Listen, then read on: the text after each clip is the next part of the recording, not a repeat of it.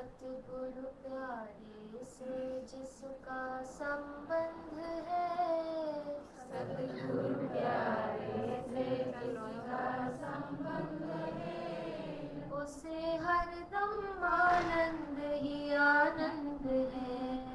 उसे हरदम आनंद ही आनंद है। निरंजन प्यारे से जिसका संबंध है, निरंजन प्यारे से जिसका संबंध है, उसे हरदम आनंद ही आनंद है। उसे हरदम आनंद ही आनंद है। झूठी ममता से करके किनारा, झूठी ममता से करके किनारा, लेकर निरंजन प्रभु का सहारा, लेकर निरंजन प्रभु का सहारा, हुआ उसकी रजा में रजामंद है। हुआ उसकी रजा में रजामंद है, उसे हरदम आनंद ही आनंद है।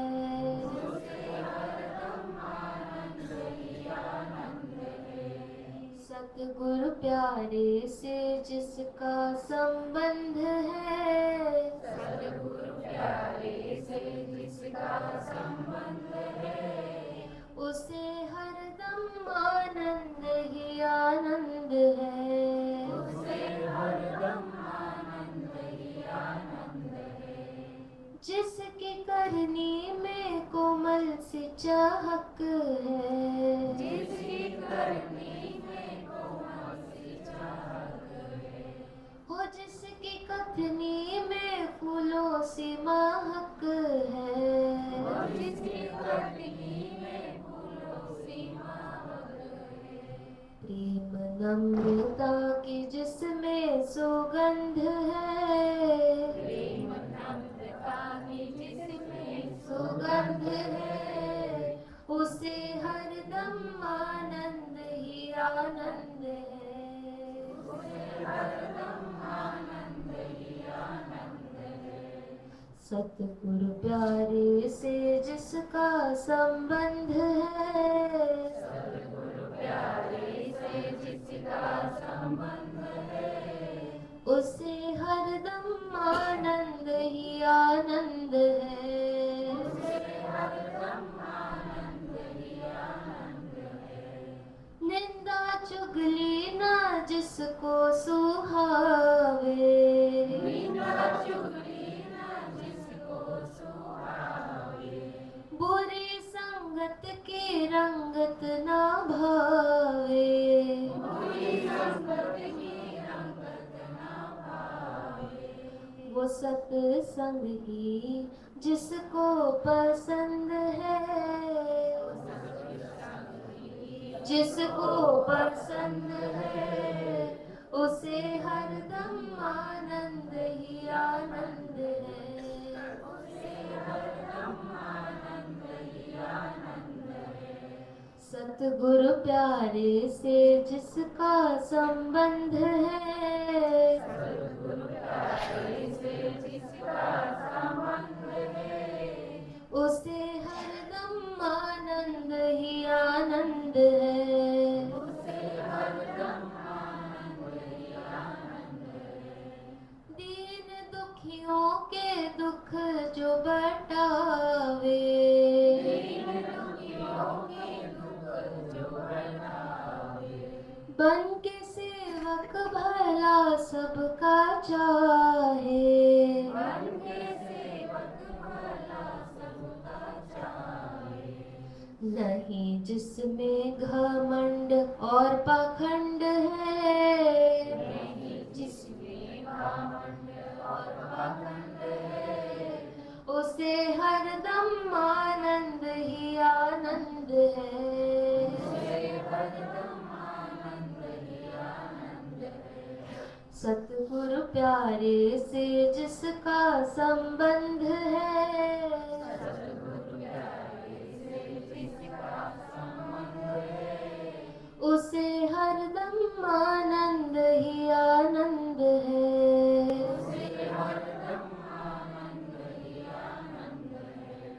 निरंजन प्यारे से जिसका संबंध है,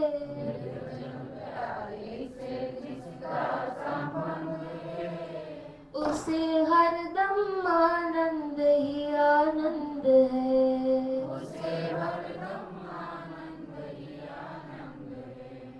सतगुरु प्यारे से जिसका संबंध है,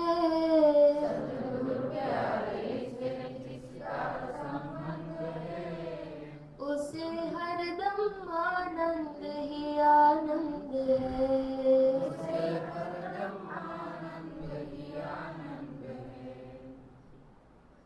बोलो सतगुरु भगवान की जय।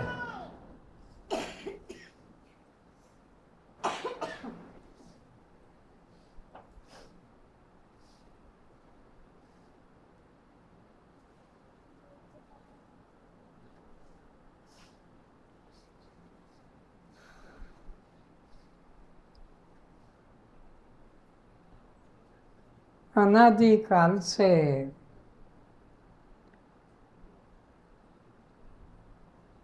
संसार का प्रत्येक प्राणी अपने वास्तविक चैतन्य आत्मस्वरूप का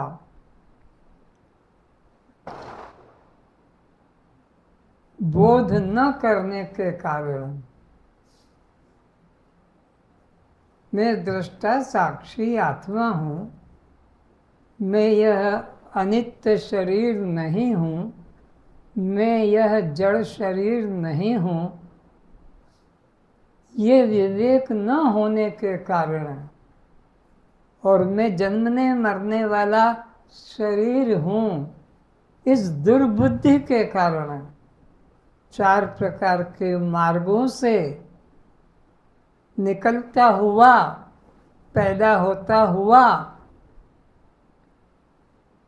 84 लाख योनियों का कष्ट भोगता आ रहा है। 84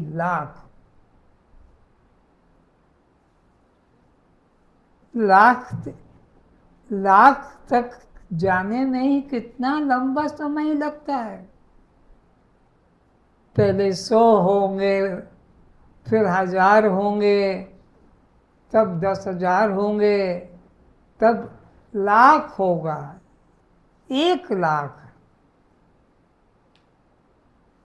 84 लाख प्रकार के शरीरों को भोगने के बाद यह देव दुर्लभ मानव जीवन प्राप्त होता है। कितना कठोर तप है, 84 लाख गिनना भी कठिन है। उनमें जाकर रहना और भोगना, उन योनियों का भोग, कहीं कुत्ते का भोग तो कहीं सूअर का भोग, कहीं हाथी का भोग तो कहीं चिड़िया तोते का भोग, कहीं खटमल मच्छर उकड़ी पुकड़ी का भोग। ये सब भोग भी तुमको भोगना पड़ते हैं।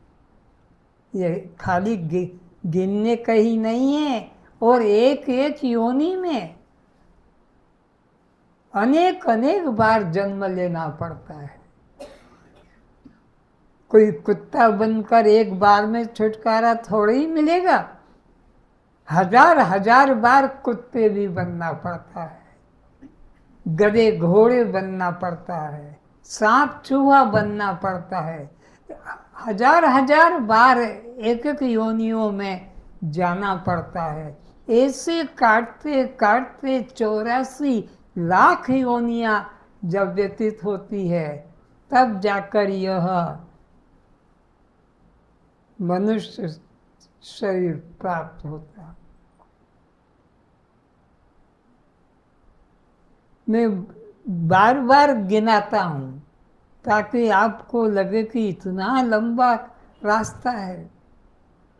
9 लाख प्रकार के जल में रहने वाले जीवों में तुम सब जितने हो, तुम सब जितने अभी यहाँ हो, 9 लाख प्रकार के जल में रहने वाले जीव बनकर तुम रहे हो। तुम जो यहाँ बैठे हो सुटेड बुटेड कुर्सी पे,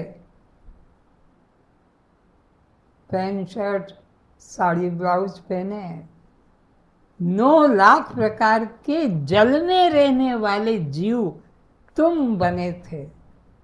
मछली बनकर, मगर बनकर, मेंढक बनकर, कछुआ बनकर। सोचो कितना कष्टप्रद वो जीवन गया होगा। 9 लाख प्रकार के जल में ही रहने वाले। आज ये देव दुर्लभ मानव शरीर लेकर बैठे हो, ये सहज नहीं मिला है। कबहू को करी करुणा नर देही, वो दयालु परमात्मा कभी कभी अवसर देता है मानव जीवन का। तो 9 लाख प्रकार के जल में हमने जीवन व्यतीत किया, मछली बनकर, मगर बनकर, कछुआ बनकर, जलहस्ती बनकर।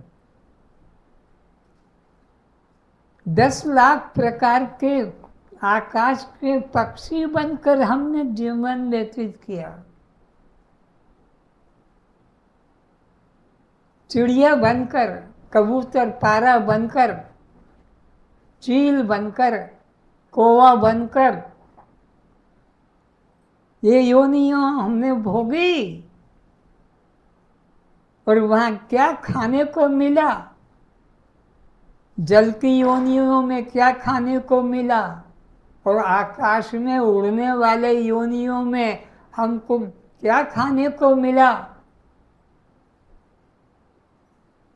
झाड़ के पेड़ के पौधे, पुष्प या पत्र या फल, जीवन कैसा व्यतीत किया है। भूल गए वो दिन जब पक्षी बनकर उड़ रहे थे और डाल डाल पर भोजन ढूंढ रहे थे। और कैसे मारे जाते थे पक्षी जब बन गए थे तो पत्थर के द्वारा निशाना लगा दिया जाता था, रबर की फीते पे तान कर, तड़क तड़क कर छट छट छट होकर मर जाते थे। वो दिन को याद करो। आज कहाँ आकर बैठ गए ईश्वर की कृपा से, कबहू को करी करुणा नर दे।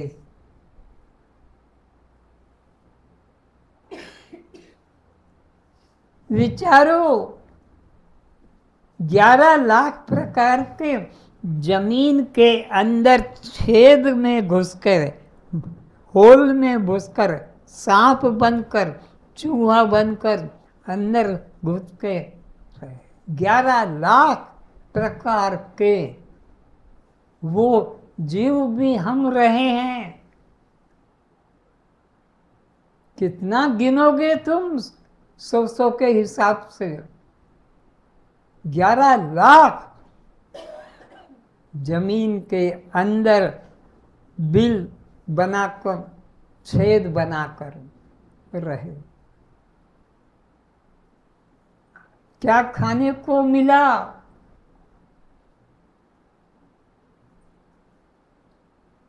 डंडे खाने को मिला, गोली खाने को मिला,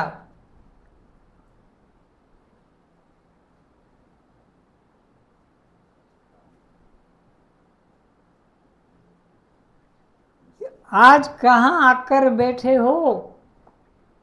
ये जीवन जो मिला है, परमात्मा को धन्यवाद दो कि हे नारायण, हे पतित पावन, तुमने हमको ये देव दुर्लभ जीवन प्रदान किया। हम तुझे क्या धन्यवाद दें।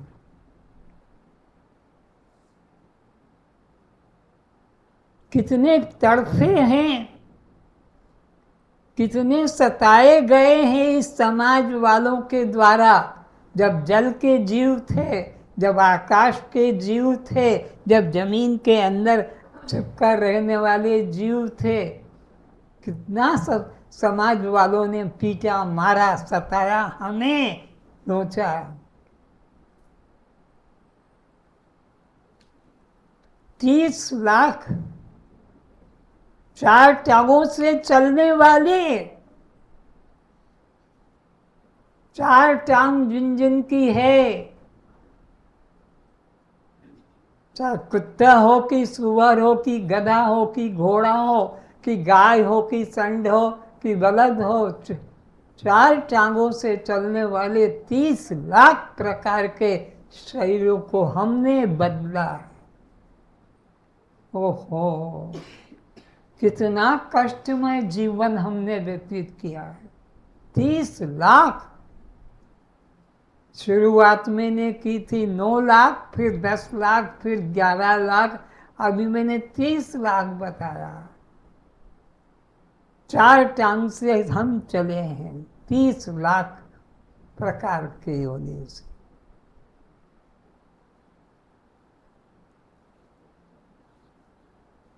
दो टांग वालों से 4 लाख प्रकार के शरीर पाए। 4 लाख प्रकार के। 2 टांग जो आज लेकर बैठे हैं।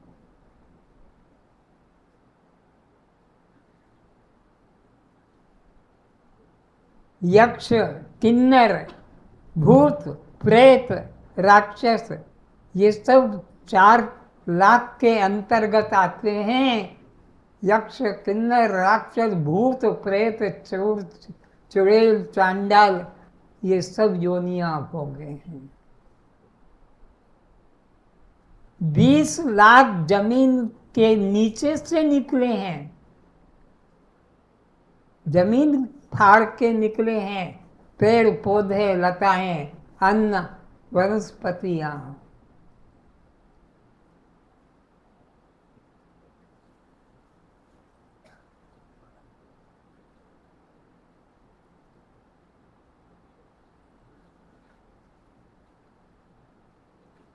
तो ये देखो, गिन लो, 9 लाख जल वाले, 10 लाख आकाश वाले, 11 लाख जमीन के अंदर रहने वाले। ये कितने हो गए? ये 30 हो गए। 20 फिर जमीन से निकलने वाले, ये 50 हो गए। फिर उसमें भी 50, 30 हो गए 4 वाले, टांग वाले, और मनुष्य हो गए 4 टांग। इस तरह से आकर 4,84,00,000। कभी स्वेदज बने, पसीने से, खटमल मच्छर, जुएं, उकेल पकेल, ये बने। अंडे से कभी निकले, और इसी प्रकार से गर्भ से निकले, अंडे से निकले, स्वेदज, अंडज, उद्बीज, जमीन से निकले और गर्भ से निकले। इस तरह से आकर 4,84,00,000 जोनि भ्रमत यह जीव अविनाशी। इस अविनाशी जीवात्मा ने 84 लाख प्रकार के शरीरों को धारण किया। बड़े भाग्य मानुष तन पावा। सुर देवताओं को भी दुर्लभ है, शास्त्र कहता है, सुर दुर्लभ सद ग्रंथ निगाह। तो ये क्यों मिला? लड़का पैदा करने के लिए, पत्नी बनाने के लिए, पति बनाने के लिए, पुत्र पुत्री पैदा करने के लिए, मकान बनाने के लिए, कारखाना बनाने के लिए, गाड़ी, हाथी, घोड़ा, ऊंट लाने के लिए। किस लिए मिला ये? सोचा नहीं।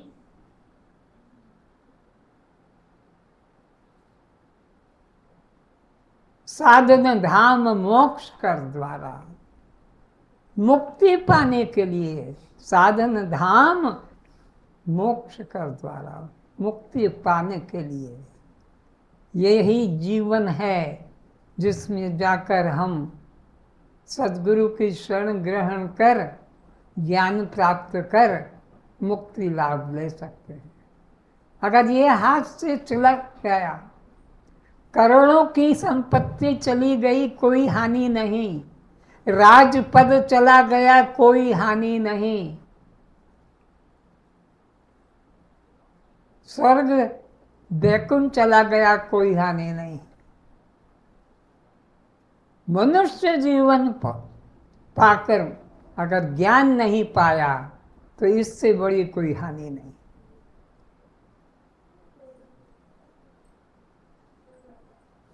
और ज्ञान पा लिया तो इससे बड़ी कोई धन संपत्ति वैभव पद नहीं।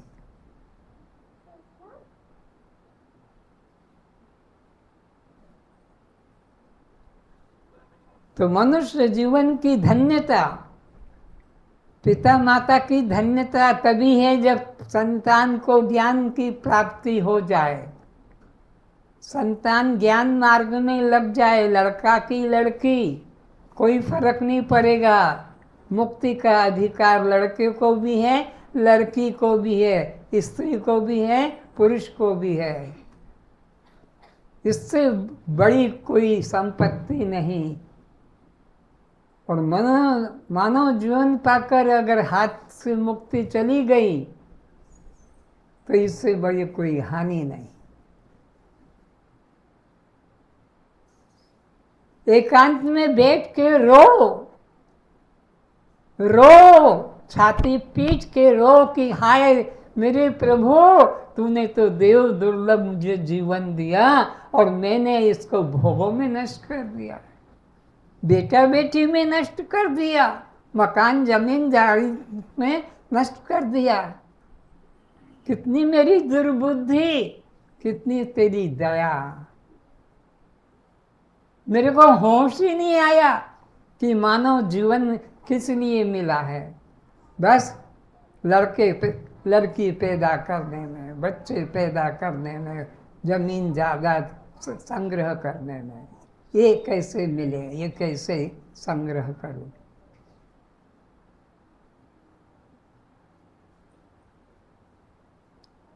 एक बार तो जरूर आंसू गिरा के रो भगवान के सम्मुख कि तूने मेरे को ये देव दुर्लभ जीवन दिया, लेकिन मैंने मुक्ति के लिए चेष्टा नहीं की। और मुक्ति की चेष्टा की तो इससे बड़ी कोई संपत्ति नहीं। धन्य है तुम्हारा जीवन जिन्होंने मुक्ति के लिए चेष्टा की और ज्ञान पा लिया। उनके पिता माता भी धन्यवाद के पात्र हैं, उनके पति पत्नी भी धन्यवाद के पात्र हैं, उनके पुत्र पुत्री भी धन्यवाद के पात्र हैं, जिन्होंने मुक्ति प्राप्त करके बैठे हैं, जो मुक्ति प्राप्त कर चुके हैं। और जिन्होंने नहीं किया है वे पश्चाताप करें, ये सबसे बड़ी हानि है। आगे क्या कहते हैं? परमात्मा के स्वरूप के बारे में।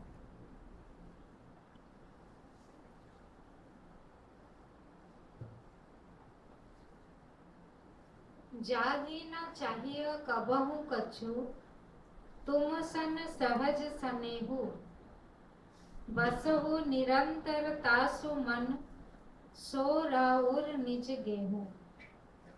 परमात्मा के अलावा, आत्मा के अलावा कुछ और चाह ना हो, इच्छा न जा, बस मन तुम्हारे ही चिंतन में लगा रहे।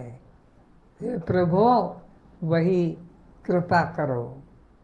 हे आत्मन, मोक्ष के चाहने वाले साधक को इस मृत्यु लोक के सुखों से लेकर ब्रह्मादिक लोक के सुखों की चाह नहीं करना चाहिए।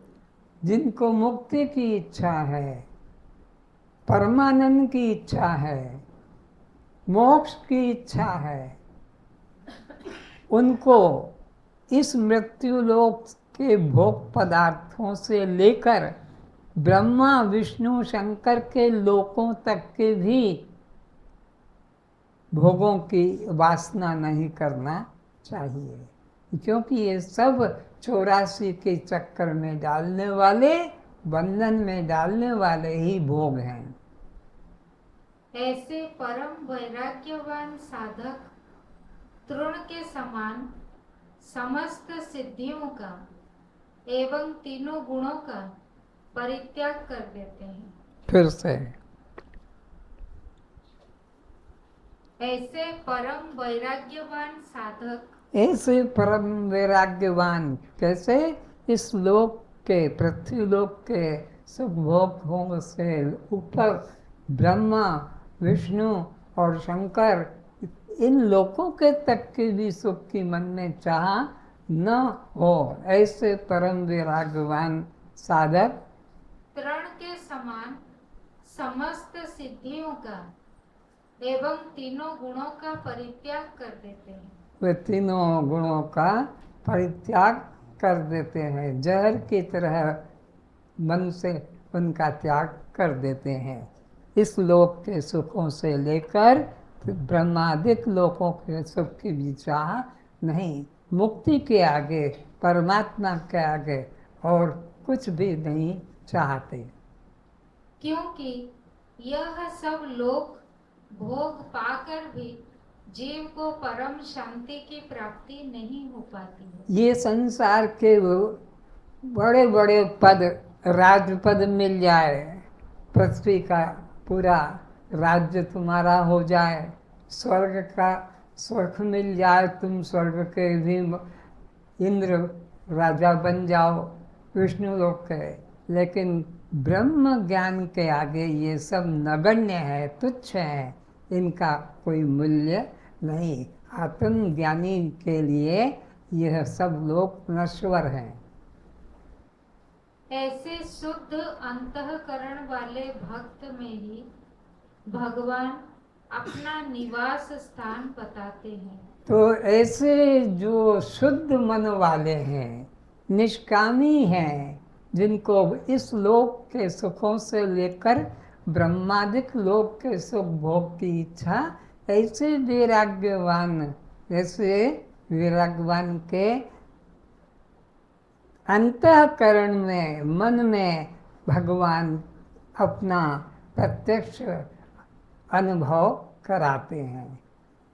उनके अंदर जैसे हरि व्यापक सर्वत्र समाना है, ये नहीं कि अच्छों के अंदर रहते होंगे और पापियों में नहीं रहते होंगे, पापी में भी उतने ही है, धर्मी में भी उतने ही है। हरि व्यापक सर्वत्र समाना, समान शब्द कह दिया है, लेकिन अज्ञानी को दुख ही दुख भोगने को मिलता है परमात्मा के रहते हुए भी, और ज्ञानी को संसार के अभाव में भी सुख ही सुख रहता है।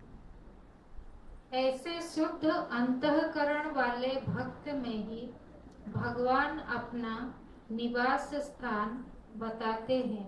तो ऐसे शुद्ध मन वाले जीव के अंदर ही भगवान अपना प्रकट रूप दर्शाते हैं। है सब में, लेकिन उस शरीर के अंदर विशेष आनंद ही आनंद होता है, और परमात्मा आनंद रूप है, तो उसमें विशेष परमात्मा की अनुभूति होती है। ऐसे भक्त भगवान से अनन्य प्रेम रखते हैं।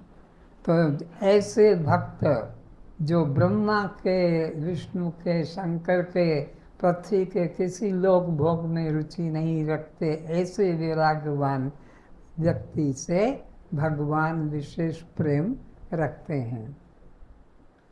सब तजी तुम्हारी रहई उर लाई। सबका परित्याग करके लोक भोग का और केवल परमात्मा को अपने हृदय मंदिर में ही रखते हैं। तेही के हृदय रहऊ रघुराई। उसी जो सबका त्याग करके भगवान को हृदय में रखते हैं, उन्हीं के हृदय में भगवान प्रकट होते हैं, उन्हीं के हृदय में अनुभव किया जाता है।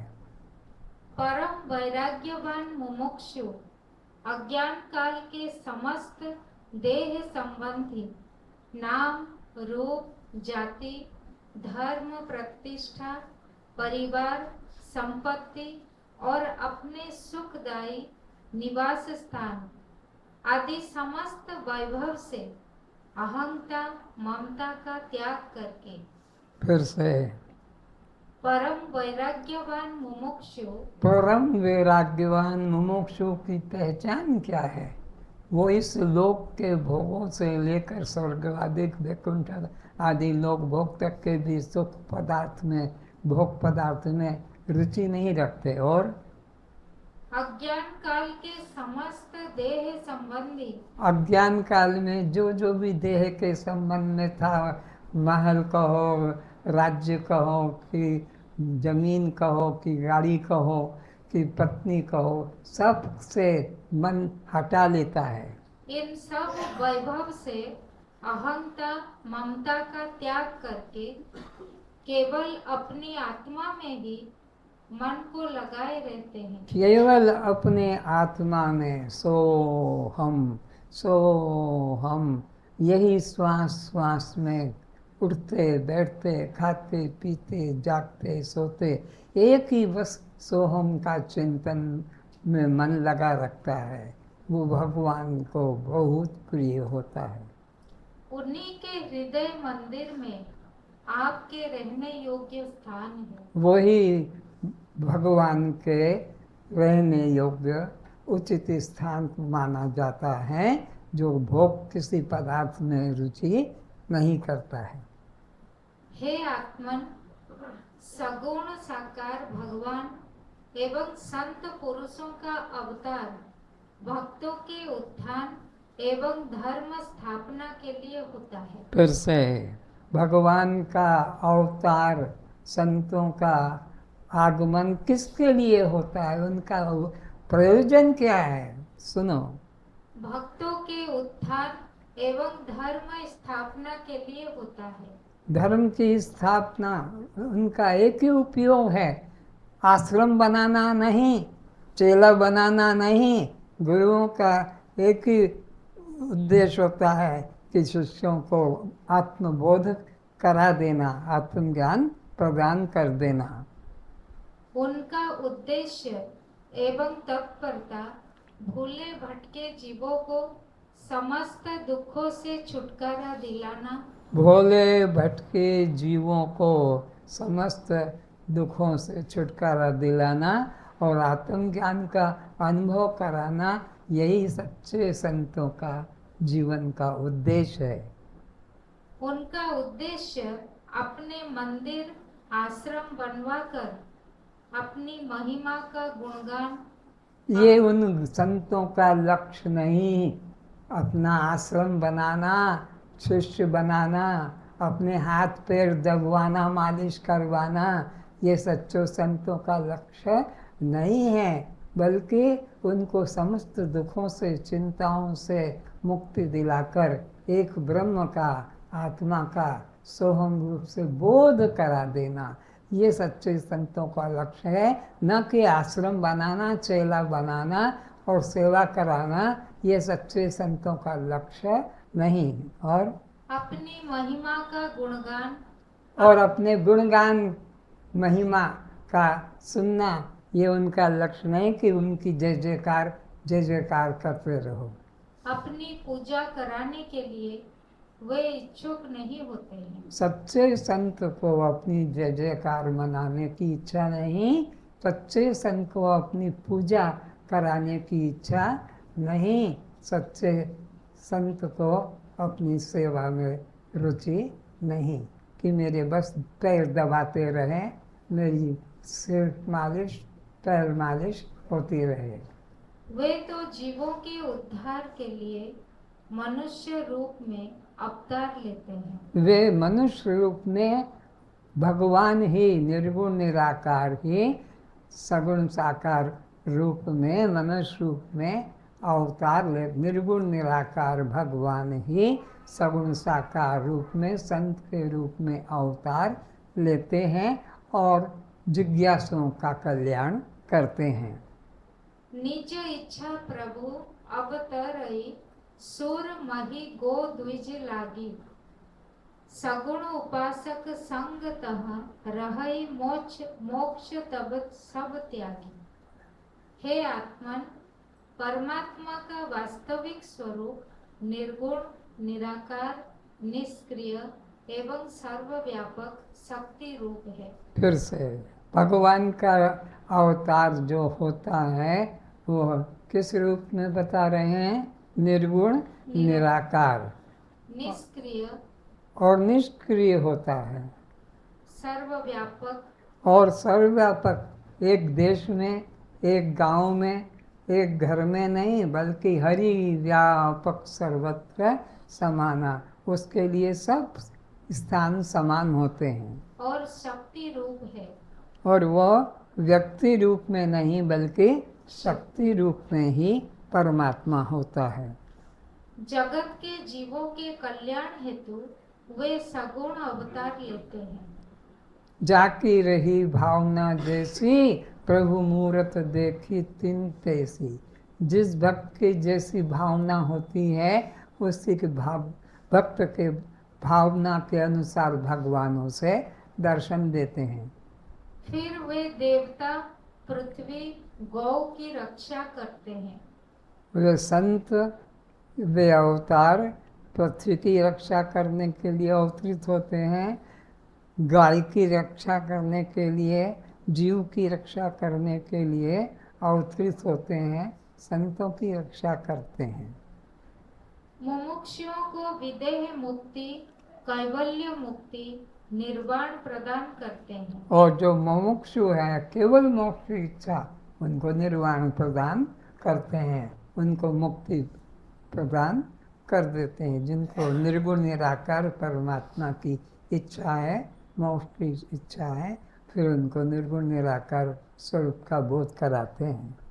और भक्तों को सालोक्य, सामीप्य, सारूप्य और सायुज्य मुक्ति प्रदान करते हैं। जिनको सगुण साकार में रुचि है, निर्गुण निराकार में रुचि नहीं है, जो भगवान की भक्ति करते हैं, उनको फिर भगवान सालोक्य, सारूप्य, सायुज्य, शास्त्रीय, ये 4 प्रकार की भक्तों को मुक्ति देते हैं फिर से। और भक्तों को सालोक्य, सामीप्य, सालोक्य उनका लोक दिला देना, सामीप्य उनके समीप कोई सेवक के रूप में पास में रखना, सायुज्य या उनके सखा के रूप में साथ साथ रखना, और सारूप्य, और सारूप्य उन्हीं का रूप पुत्र बनकर आ जाना। ये 4 प्रकार के भक्तों की मुक्ति है।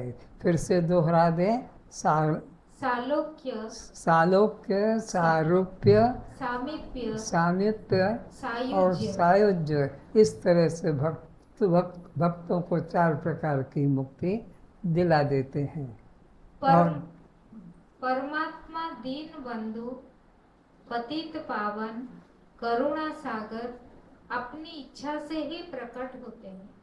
फिर से परमात्मा दीन बंधु पतित पावन करुणा सागर अपनी इच्छा से ही प्रकट होते हैं। अवतार लेने के लिए उनका अपना कोई कर्म भोग मानव की तरह नहीं होता है। अज्ञानियों को अपने कर्म के अनुसार भोग जन्म लेना पड़ता है, पर उनका अवतारों का कोई कर्म बाकी नहीं रहता है। हे आत्मन, जब जब धर्म छूट जाता है और पापी लोग साधु पुरुषों को सताते हैं, जब जब धर्म छूट जाता है, पाप बढ़ जाता है और साधु पुरुषों को सताया जाता है, तब तब वे निर्गुण निराकार परमात्मा ही सगुण साकार रूप रामकृष्ण आदि रूप लेकर अवतरित होते हैं और फिर वे पापियों का जो है नाश करते हैं, भक्तों को उन्हें ज्ञान प्रदान करते हैं और मुमुक्षुओं को मुक्त प्रदान करते हैं। तब यह निर्गुण शक्ति रूप ब्रह्म राम ही व्यक्ति रूप होकर पृथ्वी पर इन जीवों के उद्धार के लिए आते हैं। जब साधु पुरुषों का उद्धार कर देते हैं, तब दुष्टों की पाप वृत्ति, दुष्ट वृत्ति, चोर वृत्ति, हिंसक वृत्ति आदि मनोवृत्ति के परिवर्तन हेतु धर्म शिक्षा देने धर्म पाठशाला की व्यवस्था कर देते हैं। साधु पुरुषों का उद्धार कर दिया, लेकिन जो दुष्ट लोग हैं उनको धर्म के मार्ग पर लाने के लिए धर्म शिक्षालय खोल दिए जाते हैं, स्कूल खोल दिए जाते हैं, आचार्यों का स्थापना कर दी जाती है। फिर वे आचार्य लोग क्या पाप है, क्या पुण्य है, क्या कर्तव्य है, क्या अकर्तव्य है, क्या करना चाहिए, क्या नहीं, वो उसकी फिर शिक्षा देते हैं। वे पापाचारी को सज्जन पुरुष बनाने हेतु सदाचारिता की शिक्षा देकर, सदाचारिता की किसको शिक्षा देंगे? जो पापाचारी हैं, उन पापाचारियों को, दुराचारियों को धर्म की शिक्षा देते हैं।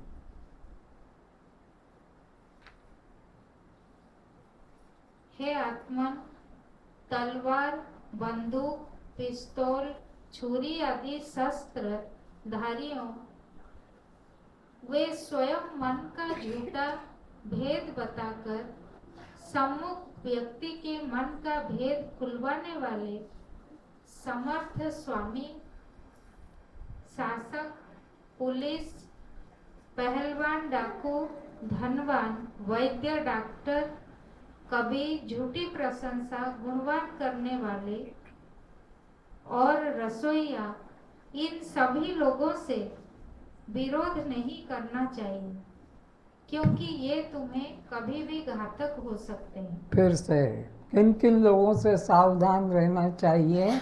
उनसे कभी विवाद नहीं करना चाहिए, बहस नहीं करना चाहिए, नहीं तो कभी भी तुम्हारे जीवन के लिए वो घातक हो सकते हैं। कौन कौन?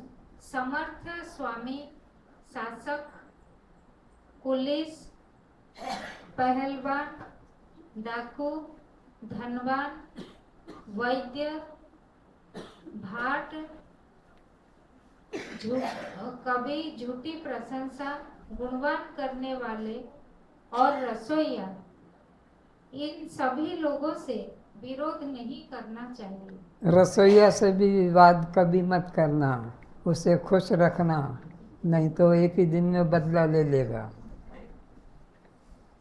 हे भगवान, यह निश्चित बात जानो कि जो लोग धर्म मार्ग छोड़कर अधर्म मार्ग पर चलते हैं, अर्थात जो असामाजिक चोरी, हत्या, परस्त्री गमन जैसे कुकर्म करते हैं, उनके मन में सदा डर, अशांति बनी रहती है, जिसके कारण उसके चेहरे की कांति, बल बुद्धि का नाश हो जाता है। दुराचारी के चमड़े की कांति का, शक्ति का नाश हो जाता है। और जो जीव अपने सहित सब में एक परमात्मा को ही देखता है, और जो सिया राम में सब जग जानी, सबको एक सिया राम रूप से जानता है और सबके प्रति श्रद्धा प्रेम करता है, नमस्कार करता है, वह स्वप्न में भी किसी का अहित नहीं कर सकता। ऐसा व्यक्ति स्वप्न में किसी का अहित नहीं कर सकता है। वह स्वयं कष्ट पाकर भी दूसरों को सुखी करने का प्रयास करता रहता है। ज्ञानी पुरुष, भगत पुरुष, सदाचारी पुरुष अपने को कष्ट में डालकर और सामने वाले को सुखी करने की चेष्टा करता है, सुख पहुंचाने की चेष्टा करता है, दूसरे को दुखी पहुंचाकर अपना सुख पाना नहीं चाहता। उनके लिए जगत में कुछ भी दुर्लभ नहीं रहता है। नहीं असत्य सम पातक पुंजा, असत्य के समान पापों का समूह भी नहीं। क्या करोड़ों धुंधचियां मिलकर भी कहीं पहाड़ों के समान हो सकती है? सत्य ही समस्त उत्तम सुकृतों की जड़ है। यह बात वेद पुराणों में प्रसिद्ध है और मनु जी ने भी यही कहा कि भगवान श्री कृष्ण भी गीता में यही बतलाते हैं कि सत्य वस्तु का तीनों काल में नाश नहीं होता और असत्य की तो सत्ता ही नहीं होती। आत्मा जिसका कभी नाश नहीं होता है, वही जीव का अपना सच्चा स्वरूप है, किंतु उसे मैं आत्मा हूँ ऐसा न मानकर मैं देह हूँ ऐसा मानने वाला कोटि गोवध से भी अधिक पाप का भागी होता है। इस वाक्य को ध्यान से सुनो। अपने को देह करके जो मानता है वो कितना बड़ा पापी है। कोटि करोड़ों गायों की हत्या का जितना पाप होता है उससे भी ज्यादा पाप वो भोगता है। कौन? जो अपने को स्त्री या पुरुष रूप में मानता है कि मैं स्त्री हूँ, मैं पुरुष हूँ, मैं जन्मा हूँ, मैं मरूंगा। यह इतना बड़ा पाप है। इसलिए कभी भी अपने को देह रूप में स्वीकार नहीं करके अपने को आत्म रूप में ही, दृष्टा रूप में ही, चेतन रूप में ही, साक्षी रूप में ही, शिव रूप में ही समझना चाहिए। आत्मा जिसका कभी नाश नहीं होता है, वही जीव का अपना सच्चा स्वरूप है। तो जिसका कभी नाश नहीं होता है वो आत्मा है और वो आत्मा ही जीव का अपना खुद का सच्चा स्वरूप है। ये पिता माता से उत्पन्न हुआ शरीर ये जीव का सच्चा स्वरूप नहीं है, बल्कि अजन्मा अविनाशी स्वरूप ही जीव का सच्चा स्वरूप है। किंतु उसे मैं आत्मा हूँ ऐसा ना मानकर मैं देह हूँ ऐसे मानने वाला जीव कोटि गोवध से भी अधिक पाप का भागी होता है। तो अपने को देह मानने वाला, अपने को आत्मा न मानने वाला, अपने को देह मानने वाला कोटि गो हत्याओं से भी और अधिक पापी माना जाता है। इसी देह अभिमान रूप असत्य निश्चय को मानने से जीवात्मा को 84 लाख योनियों में भ्रमण करना पड़ता है। तो ये जीवात्मा इस असत्य देह को अपना रूप मानने के कारण 84 लाख योनियों का कष्ट भोगना पड़ता है। पुनरपि जननम पुनरपि मरणम पुनरपि जननी, जैसे माँ के गर्भ में जाना, सर उल्टा लटकाना, इस तरह से बार बार 84 लाख योनियों में भटकना पड़ता है। किसको? जो अपने को आत्मा रूप न जानकर देह रूप में मानता है, उसको तो कोटि गायों की हत्या से भी अधिक पाप भोगना पड़ता है। यह जीव अनादि काल से अपने आत्म स्वरूप को न जानने के कारण 4 मार्गों से उत्पन्न होकर 84 लाख योनियों में भटकता हुआ असहनीय दुख पाता चला आ रहा है। कभी अंडा बनकर, कभी पसीना बनकर, कभी गर्भ से, कभी भूमि से, स्वेदज, अंडज, उद्भिज, जरायु 4 आकारों से पैदा होता हुआ 84 लाख योनियों में जीव भटकता है। 9 लाख प्रकार के तो जमीन अपना जल में रहने वाले, 10 लाख प्रकार के आकाश में उड़ने वाले, 11 लाख जमीन में छुप कर रहने वाले, 30 लाख 4 टांगों से चलने वाले, 4 टांगों से चलने वाले 30 लाख, 2 टांगों से चलने वाले 4 लाख, जमीन से निकलने वाले 20 लाख, इस तरह से 84 लाख योनियों का जीव को चक्र काटना पड़ता है। जब जीव भव बंधन से मुक्त होने की इच्छा करता है, तब वे मुक्ति प्रदाता अवतारी सद्गुरु भगवान, जो भव रोग से छुट्टी दिलाने के लिए तू वही है, यह आत्मज्ञान प्रदान कर मुक्ति दिला देते हैं। तो जब जीव अपने जन्म मरण से छूटने की अंदर से हार्दिक इच्छा करता है कि मैं कैसे करके माँ के गर्भ में जाने से रुक जाऊं, और मुझे माँ को भी 9 महीने कष्ट भोगना, मेरी वजह से माँ को भी 9 महीने गर्भ धारण का कष्ट भोगना पड़ता है, तो न मैं खुद कष्ट भोगना चाहता हूँ, न मैं माँ को कष्ट देना चाहता हूँ। मैं तो इस जन्म मरण के चक्र से सदा के लिए मुक्त होना चाहता हूँ। ऐसी जब इच्छा करता है, तब कोई दयालु ज्ञानी संत उसे आकर आत्मज्ञान प्रदान करते हैं, और फिर सदा सदा के लिए वह जीवात्मा उस ज्ञान को पाकर मुक्त हो जाता है। मुक्ति के लिए आत्मज्ञान जीव के लिए सिद्ध औषधि रूप है। जीव के लिए ये सिद्ध औषध है, अचूक औषध है ज्ञान।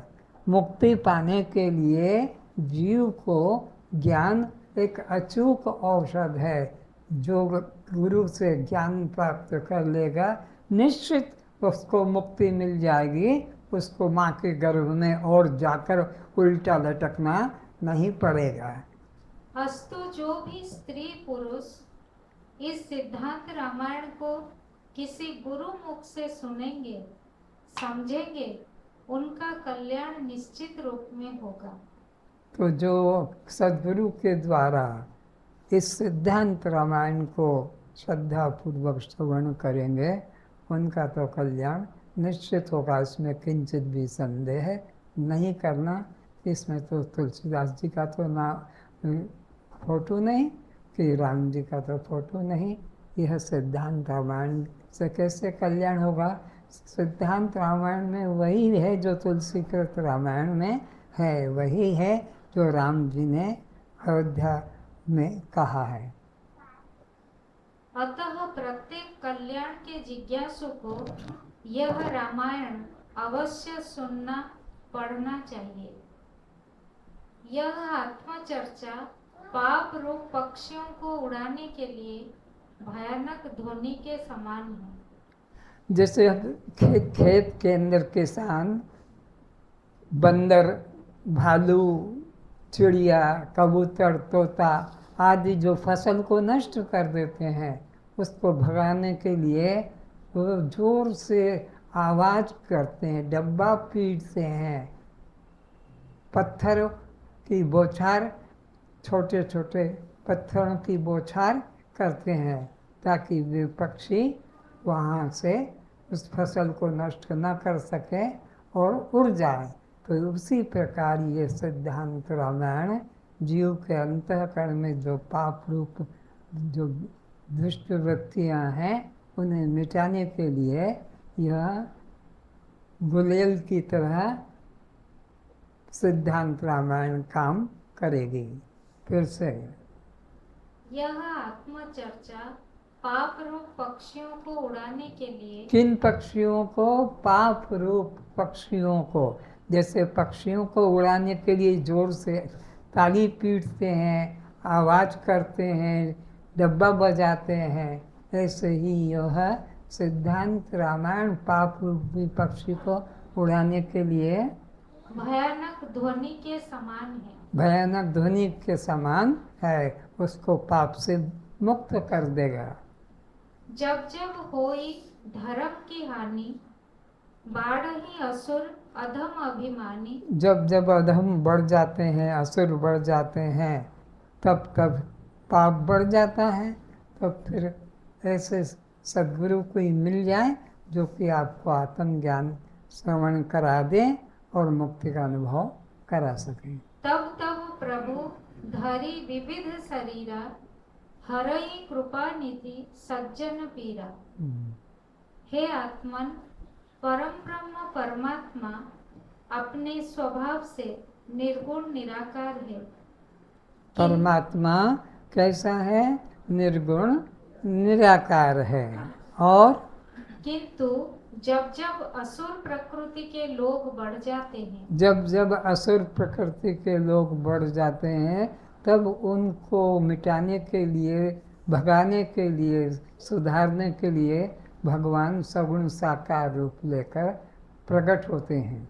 और वे साधु पुरुषों, भक्तों, ब्राह्मण, गौ, पशु, देवताओं को कष्ट पहुंचाते हैं। जब वे सगुण अवतारी भगवान या साधु पुरुषों को कष्ट पहुंचाते हैं वे दुष्ट लोग, तो उन दुष्टों को हटाने के लिए तब तब वे कृपा सागर भगवान नाम रूप धारण करके पृथ्वी पर अवतरित होते हैं।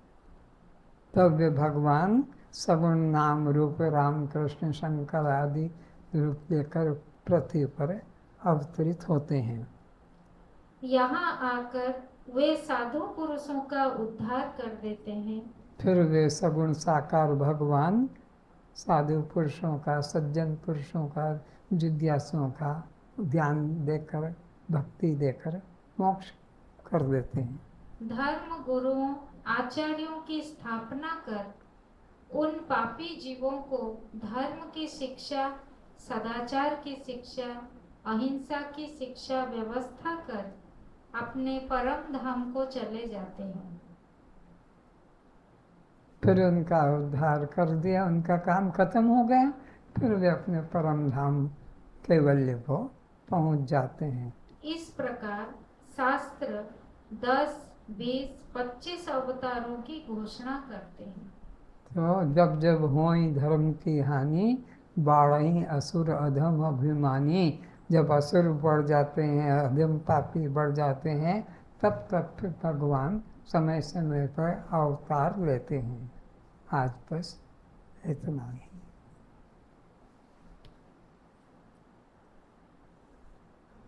शांति पाठ। ॐ सहना भवतु सहनौ भुनक्तु सह वीर्यं करवावहै तेजस्विनां वधीतमस्तु मा विद्विषावहै। हे आत्मदेव, आप हम दोनों गुरु शिष्य की भली प्रकार रक्षा करें।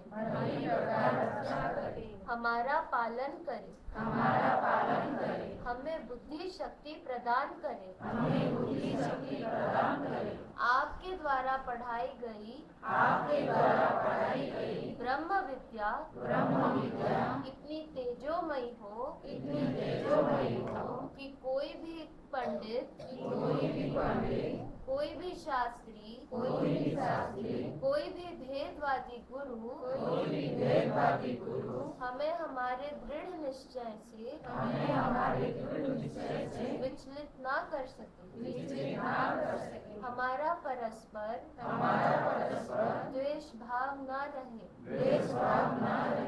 ओम शांति शांति शांति।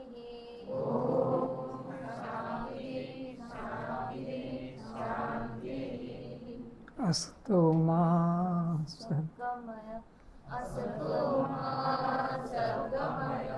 हे गुरुदेव, आप मुझे अनित्य संसार के मार्ग से